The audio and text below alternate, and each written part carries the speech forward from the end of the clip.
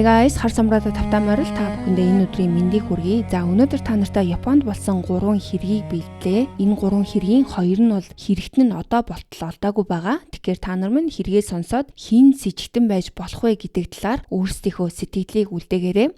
За ингээд өнөөдрийнхөө шүүлтийг эхлэе.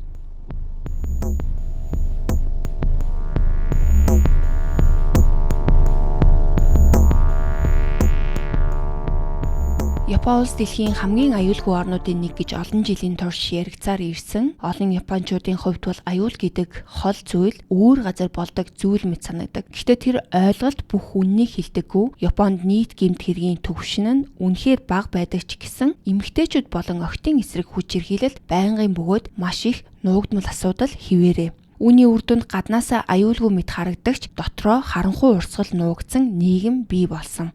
Өдөр тутмын амьдрал дах итгэлцэл тайван байдлыг араатнууд ашигладаг, хүмүүсийн сэрэмж буурсан, анзаарагдгүй сул талууд маш олон, тийм мангасуудад ердөө ганцхан зүйл хэрэгтэй байдаг. Боломж гэдэг зүйл.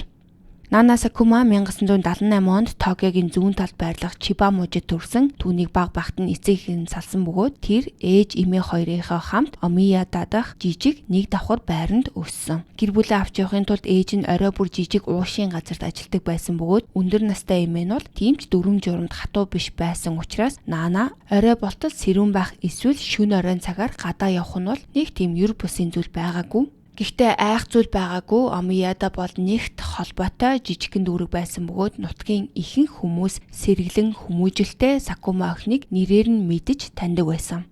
1991 онд Нана Омиягийн ахлах сургуулийн эхний жилдээ орж маш хурдан олон найзтай болсон. Дөнгөж 13 нас хүрсэн тэрээр өөрийн гэсэн зан чанараа бүрдүүлж эхэлж байсан бөгөөд багш нар нь түүнийг өөртөө итгэлтэй, нийтж, эрч хүчтэй хүүхэд байсан гэж тодорхойлдог байсан. 1991 оны 10 сарын 26-нд шалгалтынхаа дараахан Нана болон түүний 3 эмэгтэй найз өдөржингөө хамт тоглосон. Нар жаргах үеч тэдэнд хөгжилдөх хангалттай санагдаагүй болохоор Нана тэднийг Омияда дах өөрийн жижиг нэг давхар байранд очиж хамт тоглохыг санал болгосон. Түүний ээж нь шөнийн ээлжинд ажиллаж байсан бөгөөд эмээ нь хідэн найзаа авчирсанд мэдээж дургуцаагүй. Тэд хамтдаа дугуйгаар Нанагийн гэрлөө явж оройн хоол идээд эмээ нь өрөөндөө унтаж байхад зурагт үзэж, ярилцаж, инээлдэн оройг өнгөрөөсөн. Шүн дунд гэхэд бол охид өлсөж эхэлсэн, галтгоог шалгахад хөргөчөнд үлдэгдэл хоол байгаагүй. Тиймээс Нана ойролцоох дэлгүүрээс онигири болон амттан авах санал гаргасан ч очоод аль хэдийнэ хаагдсан байгааг олж мэдсэн. Тэгтэл нэг охин 4 км-ийн зайд байдаг 24 цагийн жижигхэн дэлгүүр байгааг санаж тийшээ явхаар тохиролцсон. Хагас цагийн дараа тэд дэлгүүрт хүрч хэрэгтэй зүйлсээ худалдаж аваад Нанагийн гэрлүү буцаж эхэлсэн. Шөнийн 1 цагийн орчимд маш харанхуй гэрэлтүүлэггүй замаар явж байхдаа Нана найзууд руугаа эргэж харсан. Тэр үедээ хар салхины дараахан модноос унсан бололтой том мөчөр дээр дугуйгаараа мөргөж унсан. Тэр бол айхтар уналт биш байсан бөгөөд 3 охин түүнийг босгохоор зогссон. Яг тэр мөчөд нэг эрэгтэй тэдний ард гарч ирсэн. Тэр ойролцоогоор 50 настай, хүндлэн судалтай, урт ханцуутай цамц, хар өмд, хар сүлжмэл малгай өмссөн байсан. Түүний нүүр нь дугуй, нүд нь урт бөгөөд хурд, хацар нь улаасан байдалтай зогсож исэн. Тэр зарлалын самрын хажууд гараа халаасандаа хийчихсэн зогсож байгаад та нар энд юу хийгээд байгаа юм бэ гэж маш ширүүн дуугаар зандарч хэлсэн. Түүний хоолой тийм хатуу ширүүн байсан болохоор 4 охин айсандаа хөшиж орхисон. Тэр эрэгтэй ойртож ирсэн. Тэгээд өөрийгөө орон нутгийн хүүхэд хяналтын сайн дурын ажилтан гэж танилцуулаад Японы дүрмийн дагуу 16-аас доош насны хүүхдүүд асран хамгаалагчгүйгээр оройн 11 цагаас хоошо гадаа явах нь хууль бус гэж тэдэнд хэлсэн. Тухайн үед ийм албан ёсны сайн дурын ажилтнууд улс даяар өсвөр насныхны гэмт хэрэг буруу зуршлаас сэргийлж хүүхдүүдийг зөв өсгөх зорилгоор ажилтдаг байсан ч ихэнх нь бол эмэгтэй хүмүүс байсан. Мөн дээрээс нь тэд ихэвчлэн багаар ажилдаг, оройн 9 цагаас хойш ажилдаг хүн бол маш цөөхөн байсан бөгөөд бүгд тэмдэг тууз зүүж үнэмлэх авч явдаг байсан. Гэтэл энэ нэрхтээ ямар ч үнэмлэх үзүүлээгүй бөгөөд шууд цагдаа дуудана гэж сүрдүүлсэн ч хэрвээ тэдэнд шүн гадаа явж байсан хангалттай тайлбар байвал бодлоо өөрчилж магадгүй гэж нэмж хэлсэн. Айж эцэн охид толгоо доошлуулан юу ч хийж чадаагүй. Тэр дээрээс нь та нар ингээ будаг шингэлэгч үнэрлцэн явж байгаа өстэй гэж хэлдэг.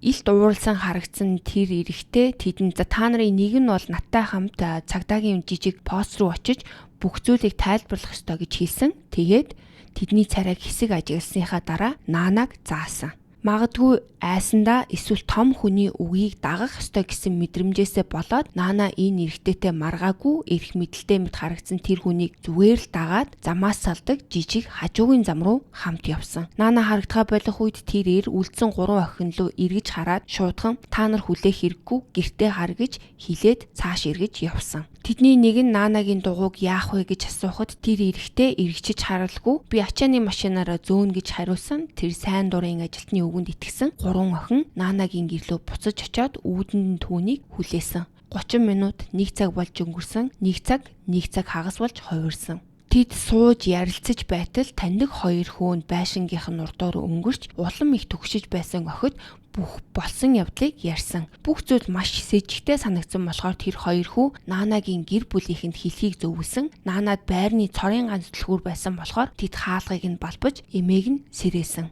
Цочирсан эмээ Наанагийн ээж рүү залгаж ээж нь яарн гэртээ ирсэн бөгөөд тэд хамтдаа Вакаба дүүргийг бүхэлдэн тэр дундаа Наанаг хамгийн сүүлд харсан нарийн гудамжийг хүртэл хайсан ч алга болсон охинж түүнийг дагуулж явсан хатуу ширүүн ирч олдоогүй. Өөр хийж чадах зүйлгүй болсон тэд өглөөний 4 цаг 20 минутанд цагдаа дуудсан бөгөөд тэндээс аимшигтай зүйл сонссон. Тэр зам дагуу ажиллаж байсан ямар ч хүүхэд хяналтын сайн дурын ажилтан байгаагүй аж. Цагдаа нар ойролцоох замуудыг нэгжиж айлуудын хаалгыг тогшиж охидын өгсөн дүрсэл дээр үндэслэн сэжигтний зургийг тарааж эхэлсэн. Цаг хугацаа өнгөрөх тусам гэрчүүд гарч ирж эхэлсэн. 26 оны орой 10 цаг 30 минутанд нэг мэдээлэгч Саказуки дахь жолооны сургуулийн арт тал хавьд сэжигтний зурагтай төстэй сэжигтэй эрэгтэй эргэлдэж яваг харсан гэж мэдүүлсэн. Тэр газар нь Наанаг авч явсан газраас ойролцоогоор 1 км-ийн зайтай газар байсан юм байна. Наанаг авч явснаас 20 минутын дараа буюу 27-ны өглөө 1 цаг 20 минутанд нэг ачааны машины жолооч Саказукигийн уулзуур дээр насанд хүрсэн хүнтэй хамт явж байсан охиныг харсан гэж мэдээлсэн. За тэр газар нь бол хүн хулгайсан цэгээс ердөө 260 метрийн зайтай байсан. Өглөөний 2 цаг 15 минутанд өөр нэг гэрч Чиширодай Кита гих буудлын ойролцоох нэгэн гудамжаар нэг эрэгтэй нэг охин алхаж яваг харсан гэж мэдүүлсэн. Тэр газар нь энэ буудлаас бол ойролцоогоос 300 метрийн зайтай байсан. Мөн буудлын ойролцоох орон сууцны бүс рүү нэг эрэгтэй нэг охин алхаж явсан гэх батлагдаагүй мэдээлүүд ч гэсэн гарч ирсэн байна. Тэр мэдээллүүдээр үндэслэн 150 гаруй цагдаа хүн хулгайлагдсан газрын эргэн тойрны 2-4 км-ийн бүсийг ялангуяа ой мод болон буцөөгтэй хэсгүүдийг нэгдсэн ч хэрэгтэй холбоотой ямар ч нотлох баримт олдоогүй, ямар ч мөнгө нэгсэн дуудлага ирээгүй бөгөөд өөр ямар нэгэн шин сэжвэрч гарч ирээгүй. Тэр эрэгтэй өөртөө итгэлтэй байдал нь энэ түүний анхны хэрэг биш байж магадгүй гэдгийг илтгэж байсан ч мөрдөгчд Наанагийн алга болсныг тухайн бүсийн өөр ямар ч сургуу болсон хүний хэрэгтэй холбож чадаагүй. Зарлалын хуудас зургууд эцэс төгсгөлгүй мөрдөн шалгалтууд үргэлжилсэн ч хэрэг гацсан хിവэрэ үлдсэн.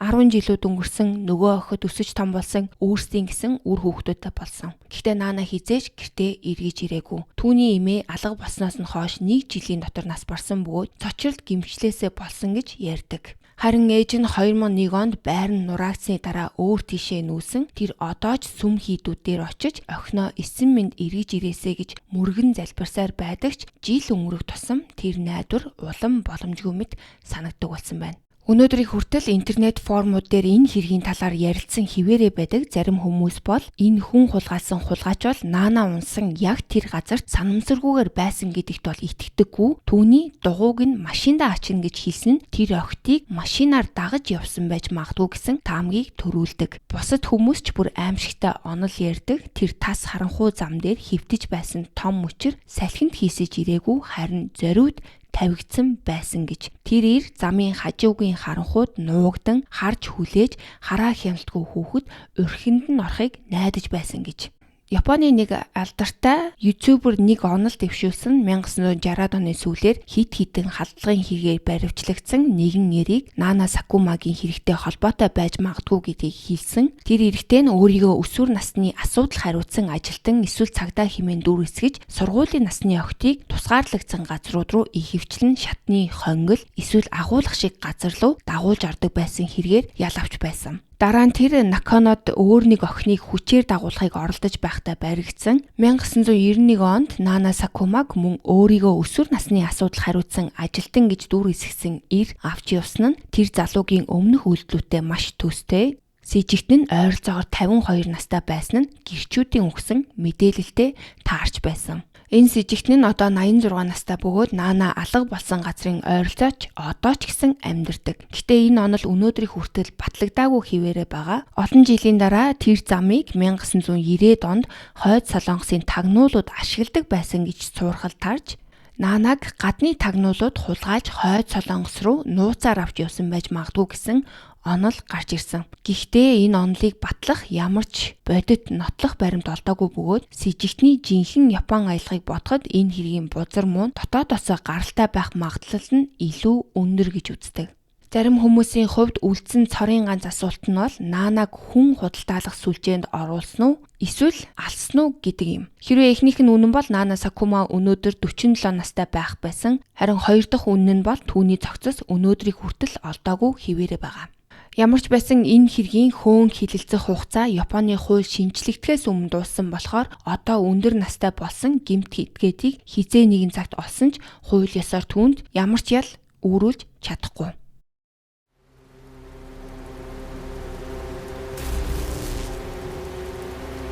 Гэмт хэрэг номер 2. Мэрэг төлөгчид, зөнчүүд, сүнслэг зөвлөгчид Японд бол ийм хүмүүсийн дутагдал ерөөсөө байдаггүй. Ямар ч өдөр гудамжаар явхад алганы мэрэг, таараа уншлах, санал болгодог дэлгүүрүүдийг хаасайгүй гудамжнуудад харж болдог. Ихэнх нь мухар сүсгтэй хүмүүсээс мөнгө салгах гэж бүдэг бадаг найдвар зардаг хоргүй луурчид байдаг. 74 настай Хирохито Шибуягийн хэрэг дээр бол бүх зүйл илүү аимшигтай байсан. Гудамжны булангийн зөнчүүдээс ялгаатай нь хөгшин Шибуя үйл ажиллагаагаа Хигаши Ямато дахь хувийн байшингаасаа явуулдаг байсан. Энэ нь баруун Токиод байдаг Намгүм орон сууцны чимээгүйхэн хот байсан. Хөршүүд нь нэг ижил эвгүй хэв маягийг анзаарч эхэлсэн. Түүний гэрт ирсэн шинэ туслахууд болон шинэ үйлчлүүлэгчид гээд эмэгтэйчүүд тасралтгүй түүний гэрлүү ордог. Гэхдээ бараг хизээч гарч ирдэггүй байж. Ганцхан удаагийн уулзалтын дараа тэр ямар нэгэн байдлаар тэднийг гэр бүл үүрэг хариуцлага бүх амьдралаа орхиод нэг нэгээрээ түүнтэй гэрлэхэд итгүүлдэг байсан.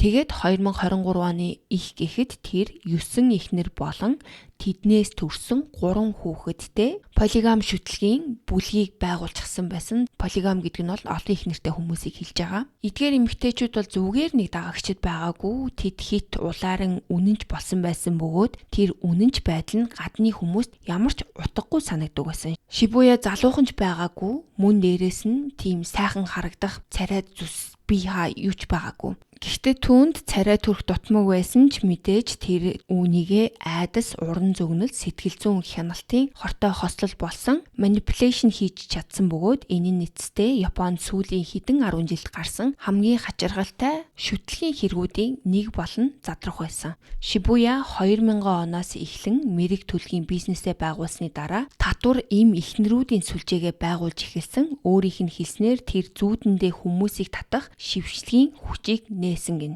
Эмэгтэйчүүд болон залуу охидыг өөртөө татах арга, тэдний тархийг угааж, өөрийн хүссэн бүхнийг хийлгэх арга, тэднийг өөрийн боол болгох арга. Энэ бүгдийг зүүдэндээ нээсэн. За мэдээж гэхдээ түүний ид чид гэж нэрлээд байгаа энэ зүйлийг бол хүмүүс бол сэтгэл зүйн манипуляшн гэж нэрлэж байсан. Тэр аажмаар 20-49 насны эмэгтэйчүүдийг орон нутгийн сонинд мэрэг төлгийн туслах ажилд хүн авна гэсэн зар тавьж гэртээ урьдаг байсан. Мэдээж ийм төрлийн ажилд ордог хүмүүс бол бусдаас илүү манипуляшн өртөмтгий байх магадлалтай. Хэв маяг нь бол үргэлж ижил байсан. Шибуя байнга онилсан эмэгтэйгээ тусгаарлаж, юр бүсийн аюулын айцыг толгойд нь суулгаж, өөрийгөө түүнийг хамгаалж чадах цорын ганц хүн шиг харуулдаг байсан. Чамайг чөтгөрийн сүнс дагаж байна гэж тэр хэлдэг байсан. Чамайг түүнээс зөвхөн бие л салгаж чадна.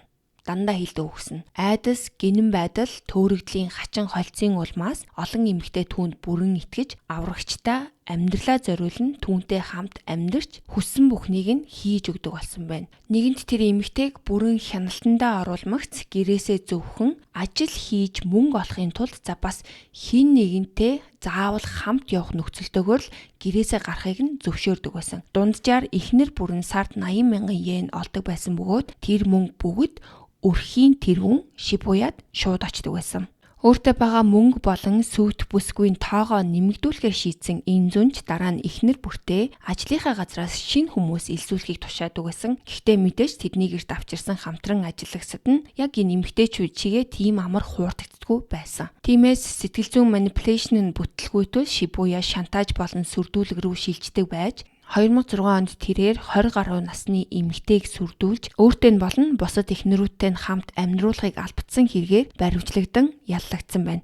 Прокуроруудын хэлснээр тэр эмэгтэйг айлгаж бэлгийн харилцааг зөвшөөрөхөд хүргэсэн. Эмэгтэй Шибуягийн ердийн тарих угаалтанд автаагүй болохоор Шибуя түүнд хэрэв миний хэлснийг хийхгүй бол чамайг хэрчиж машиндаж ойролцоох үйлдвэрт боловсруулан гэж сүрдүүлсэн. Мөн хэрвээ орохыг оролдвол чамайг няц нунтаглан шүү гэж сүрдүүлсэн. Шибуягийн зарим эхнэрүүд түүнийг гэрт хориход нь тусалсан. Аз болоход тэр эмэгтэй эцэст нь оргож чадсан бөгөөд шууд цагдаа нарт очсон. Харамсалтай нь тухайн үед хэвлэл мэдээлэл түүний хэргийг ноцтой авч үзээгүй бөгөөд гарч идээрээ түүнийг харам ир буюу хүүхэмсэг залуу гэж нэрлэж хийж байсан зүйлийг нь аюултай гэмт хэрэг гэхээсээ илүү хошигнол мэтээр харуулсан байна. Полигами буюу олон эхнэртэй байх нь Японд хууль бус боловч техникийн хувьд Шибуя тэр хуулийг зөрчөөгүй. Учир нь тэр эхнэр бүртээ гэрэлснийхаа дараа тэдэнд овгоо өгөөд удалгүй салдаг байсан болохоор нэгэн зэрэг нэгээс илүү хүнтэй хууль ёсоор гэрэлсэн байгаагүй юм байна. Иймээс түүний буруутай тогтоогдсон зүйлс нь бол зөвхөн албадлаг болон сүрдүүлэг байсан. Шүүхтэр тэр олон эмэгтэйтэй хамт амьдрахаа болно. Мөн тэднийг эцэг эхийнх нь гэрлүү буцаана гэж амласан. Үүнд итгэсэн шүүгч түүнд 1 жил 6 сарын ял өгсөн ч 4 жилийн тэнсэн харгалзах ял болгон өөрчилсөн тул Шибуя шоронд нэг ч өдөр өнгөрөх шаардлагагүй болсон. 2006 оны хэргийн дараа олон ээжүүд тархин угаагдсан охидоо авахар тэдний гэрийн гадаа ирсэн. Орон нутгийнхны хэлснээр тэд сар сараар өдөр шөнөгүй гадаа зогсдог байсан. Гэхдээ охид бол хизээж гарч ирээгүй. Шибуя байшингийнхаа эргэн тойронд орохыг хориглон гэсэн самбар үлгэж ойролцоогоор 10 хамгаалтын камер суйрлуулсан. Гайхалтай нь энэ нь үр дүнтэй байсан бөгөөд эцэг эхчүүд эцэст нь бууж өгсөн. Цаг хугацаа өнгөрөхөд хөршүүд нь өмнө нь шаргал үстэй өндөр өсгийдтэй хит богино банзалтай явдаг байсан охид Шибуятай хамт тэр гэрт хөгширч байгааг нь анзаарсан. За мэдээж тэр бол хохирогчтой үргэлжлүүлэн хянсаар байсан гинжээр биш ч гэсэн харин хараал, сүнс сүрдүүлэг, харь гаригийн хулгайлалтын айцаар сүрдүүлж эхэлсэн. 2022 оны дунд үеэс нас нь нийл болоогүй өсвөр насны охиныг Шибуягийн 43 настай эхнэр Чияки гэртээ авчирсан. Тэр охинд маш хүчтэй мэрэг төлөгч мэднэ гэж хэлж хуурж авчирсан. Охиныг дотогч орсны дараа Шибуя хар нөмрөхтэй гарч ирээд түүнийг булан шахаж харь гариг болон UFO-гийн бичлэгийг ойролцоогоор 6 цаг үзүүлж тэдний оршин байдагт итгүүлэхийг оролдсон. Тэр хүүхэд бол энэ бүхэнд үнэхээр итгэсэн. Мөн дээрээс нь Шибуя түүнд чи удахгүй өхөн чамайг харь гаргийнхан авч явна. Арсыг чинь хуулж идэн тэгээд оронд чинь чиний хуулбарыг энэ ертөнцид үлдээн гэж хэлсэн. Тэр аимшигтай хувь тавилангаас зайлсхийх цорын ганц арга нь бол түүнд хүснээ хийхийг зөвшөөрөх явдал гэж хэлсэн. Охин ихэндээ эсэргүүцэн Шибуя аажмаар түүний эсэргүүцлийг дарж эхэлсэн. Хэргийн дараа Шибуя түүнийг чимээгүй байлгахын тулд хэрвээ энэ тухай бусад хүмүүст эсвэл цагдаад хэлвэл би чамд тусалж чадахгүй болно гэсэн. Дараа нь тэр охиныг дахин харь гаригийн эсэргүүцлийн уулзалтуудад ирэхийг шаардсан бөгөөд энэ нь 2 сарын турш үргэлжилсэн. 12 дугаар сард тэр Чиякигийн авчирсан өөр нэг өсвөр насны охинд яг ижил аргаа хэрэглэж гол асуудал нь чи удахгүй өхөн чамаа харь гаригийнх нь авч явна. Аврагдахын тулд бид хос болох ёстой гэж хэлсэн. Хоёр тохиолдолд хоёуланд нь Чияки Шибуя тусалж охидод харь гаригийн оршин тогтнолд итгүүлсэн. Аз болоход хоёр дахь охин гэр бүлийнхэндээ энэ тухай ярьсан бөгөөд гэр бүлийнх нь цагтаад мэдэгдсэн. 2023 оны 2 сарын 7-нд цагдаа нар түүний гэрийн хаалгыг тогших үед Шибуя эсэргүүцэж хаалганы завсраар баавган шүршигч цацаж 6 цагдаагийн нүрийг гэмтээсэн. Эцэст нь тэд хүчээр нэвтэрч орж эрх баригчид Шибуя болон Чиякиг хүчээр бэлгийн харилцаанд оруулсан гэх сэжигтэйгээр баривчилсан. Энэ удаа Японы ард түмэн түүнийг 20 гаруй жилийн өмнөхөөс илүү хүнд ял авах ёстой гэж шаардаж эхэлсэн. Шүүхтэр Шибуя хэлэхдээ би яагаад хар гариг болон UFO-д итгэдэг вэ гэвэл би өмнө нь хар гаригийн хүнтэй уулзж байсан дэлхийн хүн амыг бууруулах төлөвлөгөө байгаа Япон эмэгтэйчүүд онилогдож байгаа гэж надад хэлсэн. Тэднийг аврах цорын ганц арга нь бол тэдэнтэй бэлгийн харилцаанд орох байсан гэж мэдүүлсэн. Тэр өөрт нь тулгасан хэрэгүүдийг өгөөсгөж би зөвхөн зүүдэндээ харсан зүйлээ л хүмүүст хэлсэн гэж хэлсэн. За мэдээж тангарагтны шүүх бол түүнд итгээгүй. Ял сонсох өдрөө хүлээж байх хугацаанд Чияки болон Шибуя хоёрыг гэртээ буцаж үлдсэн гэр бүлтэйгээ үргэлжлүүлэн амьдрахыг зөвшөөрсөн. Гэхдээ 2024 оны 12 дугаар сард Чияки гэртээ нас барсан байдалтай олдсон. Түүний өхлийн талаар бол онлайнаар бол бараг ямар ч мэдээлэл байгаагүй. 2025 оны 1-р сард ял сонсохоос нь ердөө 1 хоногийн өмнө Шибуягийн үлдсэн эхнэрүүд Шибуяг угаалгын өрөөндөө нас барсан байдалтай олсон. Ирэх баригчид түүнийг өөрийн амийг эгүүдгсэн гэж тогтоосон.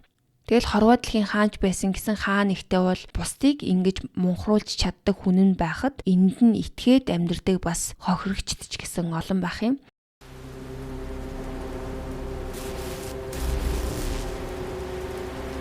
Гэмт хэрэг номер 3. 2000 оны намар Японы хүн амын үндэсний тоолго эхэлж тоологчид айл бүрээр явж байсан. За тэдний нэг нь Токиогийн зүүн хэсгийн нам гүм орон сууцны дүүрэг болох Камедод хуваарлагдсан. За түүний маршрутад бол залуу мэргэжилтнүүд ихэвчлэн амьдардаг нилээд үнэтэй Rick Kamedo Green Mansion гэх орон сууцны комплекс багтжээсэн. Тэрээр 26-наас 28-ны хооронд 3 өдөр дараалан 604 тоотын хаалгыг тогтсон ч хинч хаалга тайлгаагүй байна. Эхэндээ энэ нь тийм с сэжигтэй санагдаагүй, магадгүй түрээслэгч нь ажил дээрээ байсан ч юм болов, хотоос гадуур гарсан ч байгаа юм болов мэдгүй. Гэхдээ 29-ний баасан гарагт дахин эрэхтэй өмнө нь анзаараагүй нэг зүйлийг мэдэрсэн. Коридорт байрлах агааржуулалтын сэнснээс эсэглэн бараг химийн үнэртэй төстөө мөртлөө өмхийн үнэр гарч эхэлсэн. Сэжиг төрсөн болохоор тэр байрны менежерт мэдэгдэж, менежер өдрийн 1 цаг гэхэд ирээд хаалганы бариулыг эргүүлэхэд тэдний гайхшрыг төрүүлэн хаалга түгжиг байсан байна. Хоёр өмхийн үнэр хангалсан тэр чимээгүй орон сууцанд орсон. Унтлагын өрөөнд тэд тус байрны ганц оршин суугч болох 28 настай манга зураач Йоко Йошидагийн цогцыг олсон. Тэрээр 1995 оноос хойшоо уг өрөөнд ганцаараа амьдарч байсан. Түүний цогцос буудан дээр дээш харан хөвтөж байсан бөгөөд зөвхөн пудуал гүмссэн бэлхүүснээс доошоогоо нүцгэн байсан. Нүүрэн дээр нь цагаан давуу нимба гихчин тавьсан байсан нь хин нэгэн түүнийг бүтээхийг оролдсон мэт эсвэл мөрдөгчдийн таамагласнаар өөрсдийн хийсэн зүйлээ харахаас нүдээ халахлах гэсэн мэт санагдаж байсан. Арьс нь хүрэнтэж бие нь хавцсан байсан бөгөөд шинжээчдийн үзнээр тэр дор хойж 10 хоногийн өмнө нас барсан гэж үзсэн. Хүзүүн дээрх бүдэг мөрнүүд нь түүний үхлийн шалтгааныг илтгэж байсан. Хин нэгэн түүнийг нүцгэн гараараа боомлж хөнөөсөн. Өрөөнд дотор бол юу ч онгичаагүй, ямар нэгэн хулгай хийсэн шинж тэмдэг байгаагүй. Йокогийн төрөвч банкны дэвтэр, картууд болон ойролцоогоор 3 сая йен бэлэн мөнгө ширээн дээр нь ямар ч гар хүрээгүй хэвээрээ байсан. Мөн түүний биеийн байдал тийм байсан ч гэсэн бэлгийн хүчирхийллийн шинж тэмдэг байгаагүй. Цогцос орчимд эрэгтэй хүний ДНА олдоогүй, ямар ч тэмцлийн ул мөр байгаагүй. Гэхдээ нэг зүйл бол мөрдөгчдийг түгшээж ихэлсэн. Йоко үргэлж байрныхаа дотор хадгалдаг байсан нөөц түлхүүр коридорт хаалганы гадна талд хөвтөж байсан. Үүнээс өөр юу ч байгаагүй, хурууны хэ байгаагүй, камер байгаагүй, хамгийн чухал нь хүчээр нэвтэрсэн ямар нэгэн улмөр байгаагүй. Бүх зүйл нэг л дүгнэлт рүү чиглэж байсан. Тэр алуурчнаа өөрөө дотгошоо оруулсан, эсвэл арлуурч нь аль хэдийн нэвтрэх боломжтой болсон. Мөрдөгчд хамгийн энгийн асуултуудаас эхэлсэн. Йоко хэнийг мэддэг байсан, хаана ажилдаг байсан, хувийн амьдралд нь маргаан асуудал байсан уу? Түүний амьдралыг нэгтгэн судлах явцдаа мөрдөгчд Йокогийн хүрээлэл бол маш өргөн байсныг ойлгосон. Өмнө дурдсанчлан тэр бие даасан манга зураач байсан. Тэр улсын хэмжээний алдартай хүн байгааг Токиогийн комик ертөнцид нэлээд танигдсан нэгэн байсан бөгөөд энэ салбартаа олон найз нөхөд танилтай байсан. Дижитал ирнээс өмнө тэр бүтээлүүдээ комикэд зэрэг арга хэмжээнүүдээр зардаг байсан. Түүний зохиолууд бол өнгөлөг, ирч хүчтэй, баг зэрэг итгээ татлаа маш өвөрмөц байсан болохоор шүтэн бишрэгчд нь бол түүнд хайртай байсан. Гэтэ тэдний нэг нь түүнд хитрхийг татагдсан байсан болов тухайн үеийн их их бүтээгчдийн адил Йоко өөрийн жинхэнэ гэрийн хаягийг номынхоо хэсэгт нь хэвлэдэг байсан юм байна. Энэ нь 90-ад оны хэвлэлийн соёлын нэг хэсэг байсан ч гэсэн ямар ч шүтэн бишрэгч танихгүй хүн эсвэл боломж хайгчид түүний хаана амьдрдгийг яг таг мэдэх боломж олгодог байсан. Тэдний хинэн ч урилгагүйгээр гэрт нь очиж болох байсан бөгөөд ийлдэг итгэмтгий зангаараа алдартай Йоко тэднийг цай уухаар урьсан ч байж магадгүй. Гэхдээ түүний хаяг олон нийтэд ил байсан ч гэсэн өөр нэг боломжийг цагдаа нар гаргаж ирсэн. Иймэрхүү уран бүтээлчт нь зөвхөн бүтээлээрээ амьдрах хэмжээний орлого олдоггүй байсан болохоор 90-ад он болон 2000-ад оны эхээр насан туршидчдын бизнесийн зуучлагчид нь тэднийг байнга онолдог байсан юм байна. Тэд комик арга хэмжээнүүдээр явж залуу, царайлаг, найрсаг уран бүтээлчдийг хайдаг байсан. Тэд нэг ном худалдаж аваад номноос нь хаягийг нь хуулж дараа нь уран бүтээлчийн байрны гадна хүлээж байгаад санамсаргүй таарч байгаа мэт жүжиглэж өндөр цалинтай хагас цагийн ажлын санал тавьдаг байсан. Цагдаа нар хэлэхдээ Йокод яг ийм зүйл тохиолдсон байх магадлалтай гэж хэлсэн. Түүнийг мэддэг хүмүүсийн хэлснээр бол Йоко Шибуя дахь зөвхөн гишүүд орж болдог клубт шөнийн цагаар ажиллаж эхэлсэн бөгөөд баян үйлчлүүлэгчид нь үйлчилгээ үзүүлдэг байсан гэх яриа байсан. Тэр үйлчлүүлэгчдийн дунд бол жижиг хэмжээний алдартай хүмүүс болон комеди хийдэг хүмүүс хүртэл байдаг гэсэн цуу яриа байдаг. Цагдаа нар түүний өрөөнөөс үнэтэй хувцас, дизайнер цүнх, үнэт идэл олсныг тэмдэглэсэн. Эдгээр нь Йокогийн хизээж өмсдөггүй, сонирхдоггүй зүйлс байсан бөгөөд найзууд нь түүнийг хачирхалтай, хуучин стилийн хувцас өмсөх дуртай байсан гэж хэлсэн. Мөрдөгчд эдгээр зүйлсийг бол баян үйлчлүүлэгчдийнх нь бэлэг гэж сэжиглсэн. Мөн 3 сая йен бэлэн мөнгө нь төлбөр байсан байж болох юм гэж дүгнсэн мэдээллүүдэд дурдсанаар оргил үедээ Йоко бол нэг шөндөө 30,000-аас 50,000 йен буюу тухайн үеийн ханшаар ойролцоогоор $280-аас $440 олдог байсан ч нас ахихын хэрээр эрэлт нь буурч эхэлсэн бөгөөд тэр ажлаа орхиж эцэг эхтэйгээ хамт амьдрахаар бэлдэж байсан гэх мэдээлэл байсан. Мөрдөгчд Йокогийн хамт ажиллагчид болон ажил олгогчтой нь ярилцсан ч тодорхой зүйл гарч ирээгүй. Зарим хүмүүс бол түүний ажлын газар нөлөө бүхий үйлчлүүлэгчтэй хамгаалсан гэж үздэг бол зарим нь үйлчлүүлэгчид өөрсдөө мөрдөн шалгалтыг чимээгүйхэн зогсоосон гэж ярьдаг. Ингээд ямар ч бодит сэжигтэнгүүгээр хэрэг гатсан 4 жилийн дараа буюу 2004 онд уг хэрэг Асахи гэдэг телевизийн сувгаар гэмт хэрэгтний нэгэн нэртэй нэвтрүүлгийн ачаар дахин олонний анхаарал татсан байна. Энэ нь шийдэгдээгүй хэрэгүүдийг дахин сөхдөг, драмчилсан дахин жүжиглэлт хийдэг, зөв бэлгийн мэдээлэл ашигладаг, мөн олон нийтээс тусламж хүсдэг урт хугацааны мөрдөн шалгах нэвтрүүлэг байсан. Нэвтрүүлгийн үеэр Крис Робинсон гэх Британийн ир оролцсон бөгөөд тэр өөрийгөө зүудний зүнч гэж нэрлэдэг байсан. Тэр Йокогийн хэргийг шийдэхэд туслахаар ирсэн юм байна. Тэр өөрийгөө MI5 буюу Британийн тусгай эйжентүүдтэй хамтарч ажиллаж байсан бөгөөд гэмт хэргийн газруудыг зүүдэлдэг гэж мэдэгдсэн. Түүний хэлснээр тэр оюун санаандаа алуурчдыг байрнаас гарч ойролцоох стейшн руу явж цэнхэр тарамбайд сууж байгааг харсан гэсэн. Түүний хараа маш тод байсан тул бүр сэжигтний зургийг хүртэл зурж өгсөн. Түүний хэлснээр сэжигт нь 25-аас 35 настай, ойролцоогоор 165 см өндөр, дунд зэргийн биетэй, өмнөд Аз төрхтэй, хонхойсон, нүүрний онцтой хүн байсан гэж хэлсэн. Анхаарал татах гэсэн энэ орлогын дараа олон 10 хүн нэвтрүүлэг рүү холбогдож янз бүрийн гадаад иргэдийг гэмт хэрэгтэн гэж буруутгаж эхэлсэн.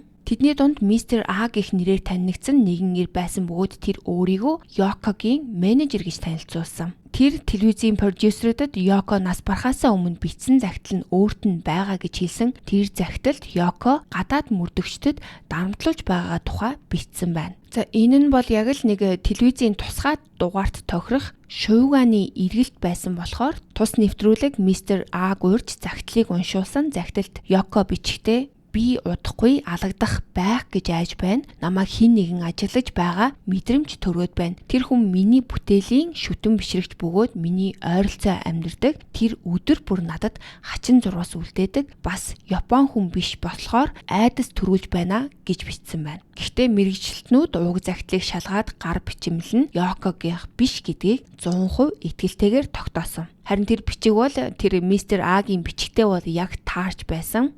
Камерын өмнө мистер Аг цагдаагийн мөрдөгч шахалтанд оруулахад тэр Йокогийн менежер биш гэдгээ хүлээн зөвшөөрсөн. Тэр атаархлаасаа болоод уг захидлыг хуурамчаар үйлдсэн. Тэр өөрөө ч гэсэн хүүхэлдэйн зураач байсан бөгөөд Йокогийн ойрын хүрээллийнх нь нэг хэсэг байсан. Түүний хэлснээр бусад хүмүүсийн адил тэр Йокогийн багахан амжилтанд хүртэл атаархдаг байсан ч өөрийгөө аллахтай ямар ч холбоогүй гэж мэдэгдсэн. Цагдаа нар түүнийг хизээч албан ёсны с жигтнэр нэрлээгүй ч гэсэн энэ явдал бол мөрдөн шалгалтанд урт сүүдрийг үлдээж олон жилийн турш гадаад мөрдөгчдтэй холбоотой цуурхал тарахад хүргэсэн. Мистер орон нутгийн нэг гадаад хүн рүү бурууг тохохыг оролцсон ч гэсэн ямар шийтгэл хүлээгээгүй. Мөн тэр нөгөө мөрөөдлийн мөрдөгч Крис Робинсон ч гэсэн ямар нэгэн үр дагавар амсаагүй. Нэг нь бол батлагдсан худалч, нөгөө нь бол магадгүй зүгээр л нэг солиотой зүүдэндээ юм хардаг гэдэг хүн баг. Мистер Агийн хийсэн за энэ манга зураачид бол Йокод атаархдаг байсан гэх мэдүүлэг нь зарим хүнд өөр нэгэн